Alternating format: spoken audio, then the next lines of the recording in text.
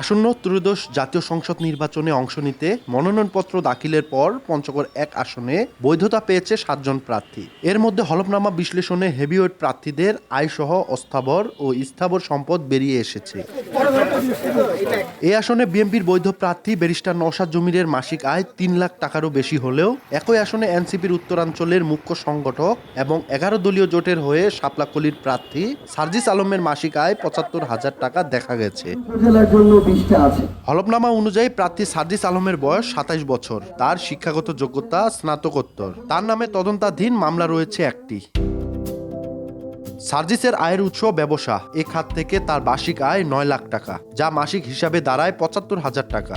অস্থাবর সম্পদের হিসাবে তিনি নগদ অর্থ ৩,১১,১২৮ টাকা উল্লেখ করেছেন। ব্যাংক হিসাবে জমাকৃত অর্থের পরিমাণ দেখানো হয়েছে ১ লাখ টাকা। এছাড়া ইলেকট্রিক পণ্য ও আসবাবপত্র সহ অর্জনকালীন মূল্য সহ মোট ১.৫ লাখ টাকা হলেও বর্তমানে এর মূল্য দেখানো হয়েছে ১ লাখ টাকা। স্থাবর সম্পদের মধ্যে দানকৃত ১৬.৫০ শতক কৃষি জমির মূল্য উল্লেখ করা হয়েছে ৫ লাখ টাকা। নেই নিজস্ব গাড়ি, নেই নিজস্ব বাড়ি। যদিও অতীতে নিয়মিত গাড়িতে চলাচল ও শোডাউন করা নিয়ে সামাজিক যোগাযোগ মাধ্যমে নেটিজেনদের তোপের মুখে পড়েছিলেন তিনি। বিভিন্ন সময় গাড়ি বাড়ি নিয়ে প্রশ্ন উঠলেও সার্জিসের দাবি, হলফনামায় প্রকৃত তথ্যই উল্লেখ করা হয়েছে। আমি এখন যে বাড়িতে থাকি ওটা তো আমার আব্বুর করা বাড়ি, আমি তো ওইখানেই থাকি। যেই গাড়িটাতে করে আমরা নির্বাচনী প্রচারণা বা বিভিন্ন কাজে ঘুরি, সেটা তো ভাড়া নেওয়া গাড়ি, তো এটা তো আমার না যে আমি ওইখানে দিব। আর আয়ের বিষয় বা সম্পদের বিষয় যেটা দেওয়া হয়েছে, এটা আসলে বরং এখানে আরও আত্মীয় স্বজনরা বলি বা বাবা মারা বলি কিছু যুক্ত করে এটা দেওয়া হয়েছে। এবং আমরা আমাদের জায়গা থেকে মাত্র তো শুরু করেছি, আমাদের তো আর অনেক বেশি থাকবে না যেমন বিভিন্ন ইয়াদের আছে। আমরা আমাদের জায়গা থেকে যতটুকু সত্য, আমার কাছে যদি সব মিলে এখন ৩ লক্ষ টাকা থাকে, আমি ৩ লক্ষ টাকাই দিব। মানুষের যে ধরনের আগ্রহ, পরিবর্তনের আকাঙ্ক্ষা, মানুষ নিজে থেকে অংশগ্রহণ করছে।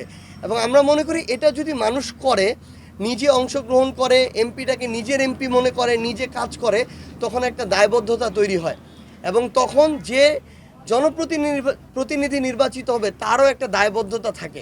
অন্যদিকে কেন্দ্রীয় বিএনপির আন্তর্জাতিক সম্পর্ক বিষয়ক সম্পাদক ও পঞ্চগড় এক আসনে দ্বিতীয়বারের মতো নির্বাচনে অংশ নেয়া ধানের শীষের প্রার্থী ব্যারিস্টার নওশাদ জমির পেশায় একজন আইনজীবী। তার বয়স ৫৫ বছর, শিক্ষাগত যোগ্যতা LLM পাস।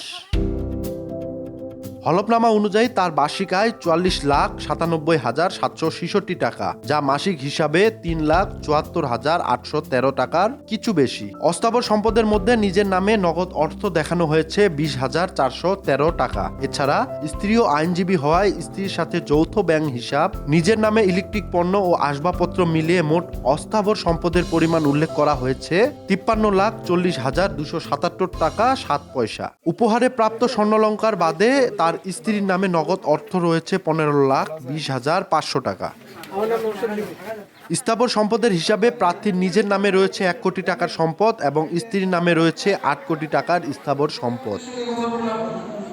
এদিকে নিয়ম অনুযায়ী নির্বাচনী কার্যক্রম পরিচালনা করা হয়েছে বলে উল্লেখ করে বাংলাদেশ তথা পঞ্চগড়ের স্বার্থে কাজ করে যাওয়ার অঙ্গীকার করেন নওশাদ জমির। আমাদের আদর্শিক ভিন্নতা থাকলেও আমরা বাংলাদেশের জন্য সমানভাবে কাজ করে যাব, পঞ্চগড়ের মানুষের জন্য সমানভাবে ইনশাল্লাহ কাজ করে যাব এবং আগামী নির্বাচনে একটা সুষ্ঠু ও নিরপেক্ষ নির্বাচনের মাধ্যমে বাংলাদেশে একটা জবাবদিহিতামূলক সরকার ব্যবস্থা এবং সরকার ইনশাল্লাহ প্রতিষ্ঠিত হবে।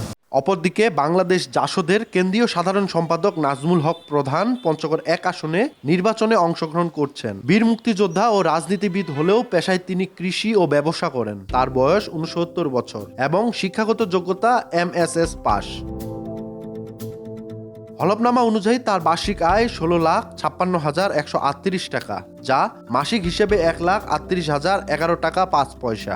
অস্থাবর সম্পদের মধ্যে নিজের নামে নগদ অর্থ দেখানো হয়েছে ১,৬৩,৪৪,২১৮ টাকা। এছাড়া ব্যাংক হিসাব, ঋণ, সঞ্চয়, স্থায়ী আমানত, বিভিন্ন যানবাহন, নিজের নামে আসবাবপত্র, আগ্নেয়াস্ত্র মিলিয়ে মোট অস্থাবর সম্পদের পরিমাণ বর্তমান বাজার অনুযায়ী উল্লেখ করা হয়েছে ৩,১৫,১৩,৭৯১ টাকা। স্থাবর সম্পদ রয়েছে ৮৭,১৯,৭২০ টাকার।